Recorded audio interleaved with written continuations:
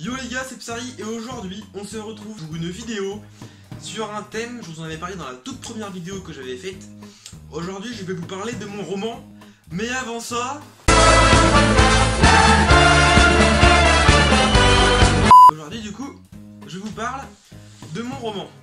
Mon roman en fait il sera steampunk. Le steampunk c'est un genre dans le cinéma et dans la littérature.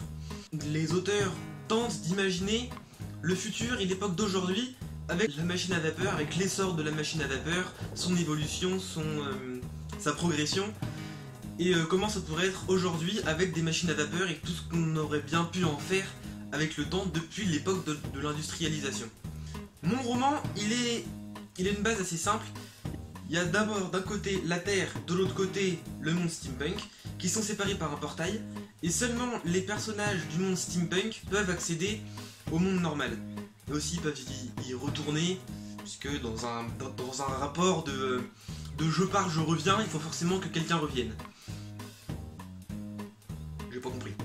J'ai pris quelques images sur l'outil de internet connecté pour vous présenter un petit peu mon roman et comment il va se passer et ce qu'il va y avoir dans ce roman. Donc je vais essayer d'être un maximum clair dans ce que je vais dire grâce aux images que j'ai sélectionnées. La première image, donc c'est un bâtiment entier.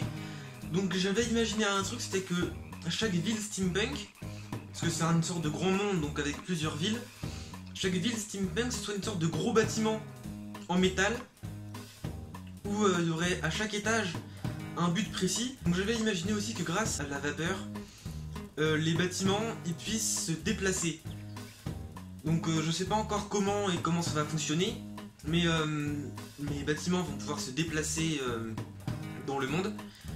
Donc par exemple deux bâtiments ou deux villes vont pouvoir se voir, se rencontrer, parfois peut-être se battre ensemble ou former des alliances contre d'autres villes.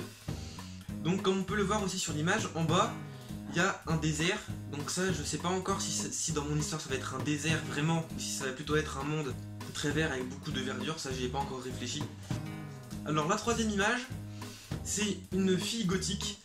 Donc pour vous parler de ça en fait, il va y avoir un personnage du monde steampunk qui va aller rencontrer et sortir de son monde pour aller sur la Terre et voir un petit peu ce qui se passe. Et quand ils partent, ils essayent d'être assez solitaires et de pas se faire trop remarquer en ayant un style un peu gothique.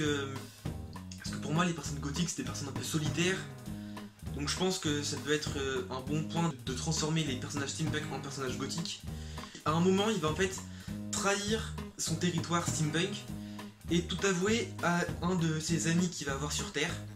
Et finalement les personnes sur Terre vont vouloir découvrir le monde steampunk. Il va y avoir une sorte de combat entre les deux parce que les hommes de la Terre vont vouloir un peu s'approprier le monde, l'identité du monde steampunk, comme un peu la colonisation à l'époque.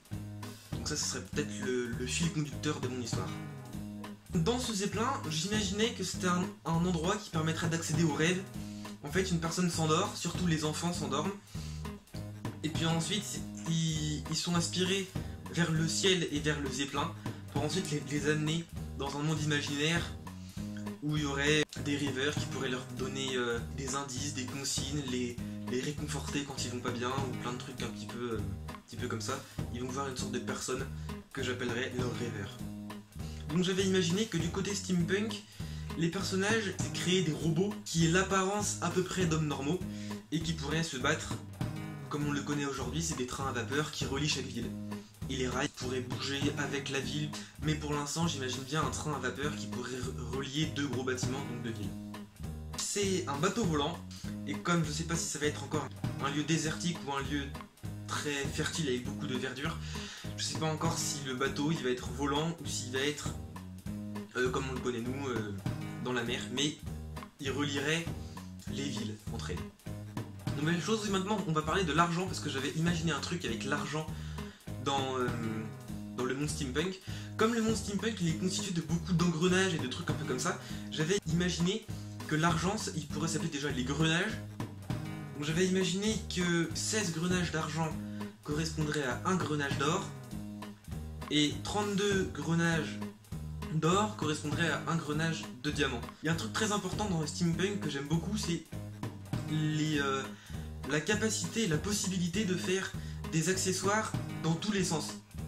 Donc pour moi, il y aurait vraiment des accessoires partout.